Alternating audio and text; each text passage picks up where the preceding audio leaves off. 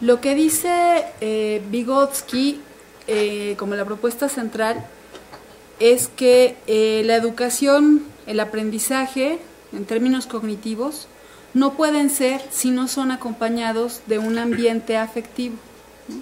Socioafectivo. Entonces lo que plantea es que a la socialización le corresponde de igual manera el lenguaje como un elemento que lo hace andar, ¿no? O sea, sin lenguaje no hay socialización, y sin socialización difícilmente hay un buen desarrollo del lenguaje, ¿no? Y esta cuestión, esta articulación es importante para nosotros los psicólogos y eventualmente para ustedes los comunicólogos también, porque implica considerar que más allá de lo que pueda ocurrir a nivel cerebral, en términos de aprendizaje, todas las neuronas y las relaciones neuronales que están involucradas en el aprendizaje, se torna tal a partir de la experiencia y de que esa experiencia es significada por el grupo al que yo pertenezco. ¿Se entiende qué digo? Que de alguna manera, por ejemplo, tomar café es un hábito que en ciertas culturas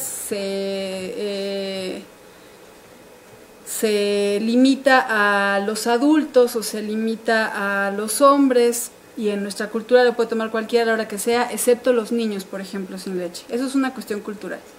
¿De qué manera podemos pensar en que los niños aprenden esto? Con el afecto, pongamos así, que está puesto cuando la madre les deja probar el café, ¿no? Esos pequeños aprendizajes les hacen, esos actos cotidianos les hacen saber que ellos están ocupando un lugar distinto al que tenían antes. En una cosa así de sutil puede haber una gran significación y un aprendizaje, ¿no? Eso está ligado al saber emocional, ¿no? O sea, las cosas que vamos sabiendo a partir de las emociones y que no requieren ser enseñadas en la escuela, pero que, como dice Vygotsky, centran al sujeto o al individuo en el universo en el que se desarrolla. Exactamente en el universo en el que se desarrolla, no en otro, ¿no? O sea, le dan lugar social, le dan un nombre, le dan una carga de afecto, en tanto es mirado como hijo, como hermano, como primo, como vecino, ¿no? Y cada una de las experiencias en las que se juega su rol social está cargada de afecto y le da un saber sobre sí mismo, y ese saber está cargado de afectos y de emociones. La producción cultural es una producción que, como saben ya, construimos entre todos, pues no hay alguien que detente o que construya la cultura para sí mismo y desde sí mismo, es algo que vamos construyendo y sosteniendo todos. Lo que dice Vygotsky es que esta cultura, que se particulariza de acuerdo al contexto en el que crece cada quien, se transmite gracias a que nosotros aprendemos cómo nombrar las cosas y con eso estamos dando cuenta de dónde somos. Una frase que equivale a eso, muy chilanga, es que sacamos el código postal. ¿Le suena? Cuando alguien dice sacaste el código postal, está diciendo de dónde eres. La cuestión es que eso, esa carga de conocimiento sobre el mundo es algo que normalmente pasa como desapercibido, y lo que propone Vygotsky junto con otros, no solo lingüistas, sino pedagogos y filósofos, sobre todo de la escuela rusa, es que no podríamos entender ni al sujeto en concreto o al individuo en concreto, ni al contexto en el que se desenvuelve, si no tomáramos en cuenta cómo esta relación entre el desarrollo del lenguaje y la socialización, es decir, el campo de acción del sujeto, están pegadas en todos los hechos de aprendizaje por los que atraviesa un sujeto. Si lo pensamos desde el otro lado, cómo es que las emociones también están implicadas en los procesos educativos formales, o sea, en la escuela, en el ámbito académico, esta premisa de Vygotsky sigue presente, es decir, las palabras que utilizamos para nombrar las cosas determinan en manera muy significativa cómo las vamos a aprender. Trabajando con otros profesores en la revisión de los libros de la telesecundaria, segundo de secundaria, pero en la telesecundaria encontramos un párrafo en el que se definía la sexualidad. Los libros están organizados en secuencias y en sesiones. Entonces, pongan que era la sesión 15. Y se definía la sexualidad. Y la sesión siguiente, la 16, era sobre la prevención de riesgos, específicamente el abuso sexual, ¿no? Solo por pensar en esa secuencia podríamos entender lo importante que era definir sexualidad, ya solo por eso. Y entonces nos encontramos con un problema. La definición de sexualidad que se construyó desde los autores de la SEP, que era aquello que te hacía sentir amor y con lo que te sentías bien o con lo que te sentías cómodo, y estaba ligado al amor, ¿no? Como al descubrimiento del cuerpo amoroso, ¿no? En un vínculo amoroso. Y que todo era muy bonito, pues, o sea, que en la sexualidad todo era bonito y mariposas en el estómago y corazoncitos en las paredes. Y entre los revisores estábamos varios guameros, algunos comunicólogos, algunos psicólogos, que empezamos así con la ceja a temblar y a decir que no era así, ¿no? Y que habría que decir otras cosas, porque además es un libro dirigido a adolescentes, y que entonces habría que decirles que la sexualidad también causa conflicto, ¿no? O sea, ¿cómo le dices a un adolescente que no hay conflicto en la sexualidad, ¿no? O con su cuerpo, si un día amanece con los brazos que les caen al piso y otro día los tienen cortitos, y si está cambiando todo, ¿cómo les dices que no hay conflicto? Y que además lo que parecía muy serio también era esta unión muy sutil entre sexualidad y amor, ¿no?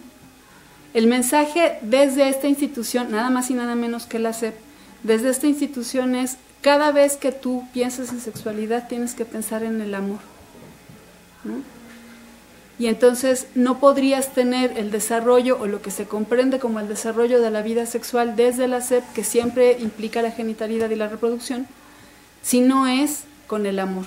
Pero la secuencia que sigue era la prevención del abuso sexual. Si nosotros no fuéramos los que somos, si no fuéramos guameros, probablemente hubiéramos dicho: ah, sí, no se tocan, no tienen nada que ver, este es sobre lo bonito y este es sobre lo feo del mundo, ¿no? Pero en lo que nos concentramos es exactamente en esta definición de sexualidad, porque parecería entonces que el abuso sexual no es parte de la comprensión o del conocimiento que podrían tener sobre la sexualidad, ¿no?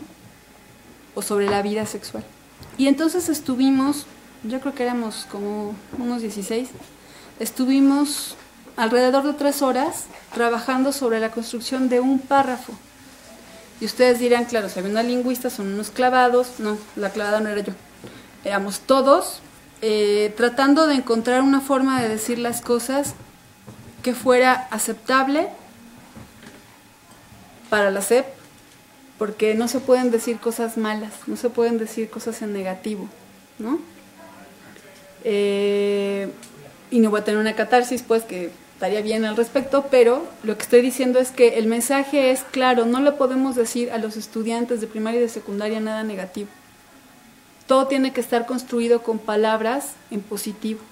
Entonces, por eso no hay conflicto en la sexualidad, por eso es bien bonito crecer, por eso el amor siempre es maravilloso y con corazoncitos. Y por eso el descubrimiento del cuerpo también tiene que ser bonito y en pareja, ¿no? Y nos encontramos con este impedimento de frente. Entonces resulta que aquello que pudieras decir o que nosotros pudiéramos decir acerca de este tema en concreto, que es un tema curricular de la secundaria y de la primaria de manera muy velada, pero está, y de la secundaria desde la institución principal encargada de la educación en nuestro país, la sexualidad solo puede ser mirada en términos biológicos, o sea, como en correspondencia con el desarrollo de vida para la reproducción, y así se construye el concepto, y encaminando a los jóvenes a la comprensión del desarrollo sexual en familia, para la familia. Si eso les hace eco con ciertas rúbricas o con ciertos eslogans del gobierno, no es casual. Hay una preparación tremenda, hay una organización tremenda acerca de cómo se usan las palabras y cómo se construyen los lemas políticos y de las, ¿cómo se llaman? No campañas, de los programas sociales, programas sociales sin comillas, que se llevan a cabo en el gobierno, ¿no? Entonces, como la premisa es vivir mejor y vivir en familia, el término de sexualidad se describe así. Entonces, regresemos a la educación y las emociones. Lo que estamos enseñando, o lo que se pudo haber pasado en ese libro, era una definición del libro. La sexualidad es aquello que te hace sentir bien, que está ligado al amor y el descubrimiento de tu cuerpo con el otro, no por ti mismo. Entonces, ese descubrimiento o ese conocimiento a partir del libro tiene el carácter de un saber casi que científico, ¿no? Está escrito en un libro de texto, debería ser verdad. Piénsense a los 14 años. Lo están leyendo como discurso oficial. Los libros son buenos en ese sentido, ¿no? Porque nos dicen verdades acerca de las cosas que necesitamos saber. Lo aprendí en la escuela, ¿no? Y la carga emocional respecto a este concepto, solo respecto a este concepto, es tremenda. Entonces, si no es en pareja, si no es con amor y si no es encaminado a formar una familia, está mal. Está mal conocer el propio cuerpo, saber qué es la sexualidad, etc. La siguiente sesión de esta secuencia, que era abuso sexual, decía que la definición esta, que tenía que ser en positivo y no negativo, decía que estabas frente a una cuestión de abuso sexual si había algo que te hiciera sentir incómodo. Eso era lo más negativo que se podía decir. Pensémoslo otra vez en esta relación sobre cómo las emociones nos hacen tener un saber, ¿no? Podría yo estar muy enamorada de mi noviecito de la secundaria y podría no gustarme que me bese mucho porque me deja el labio irritado o porque me babea o porque lo que sea, y eso es incómodo, pero lo quiero mucho y él a mí y no hay abuso. Pero colocar esta palabra incómodo de una manera tan ambigua hace entonces que parezca que aquello que te haga sentir mal ya no es bueno y entonces ya no es este descubrimiento amoroso de las maripositas, ¿no? Pongo el ejemplo de estas dos sesiones construyendo un libro que además es un libro de una materia nueva que se llama tutoría, que es una parte como de acompañamiento formativo en la secundaria, en la telesecundaria, porque creo que nos sirve para abrir la discusión y para reflexionar, ¿no? Si esto pasa en la construcción de un libro a nivel nacional, ¿no? Y de lo que se carga afectivamente hablando, la sexualidad es de, si es en familia, en pareja y con amor, todo está muy bonito. Y lo que te haga sentir incómodo, o sea, lo que no sea en familia, en pareja y con amor, es abuso o riesgo. ¿Qué es lo que se le está diciendo a los adolescentes para construir una noción o un conocimiento acerca de la sexualidad?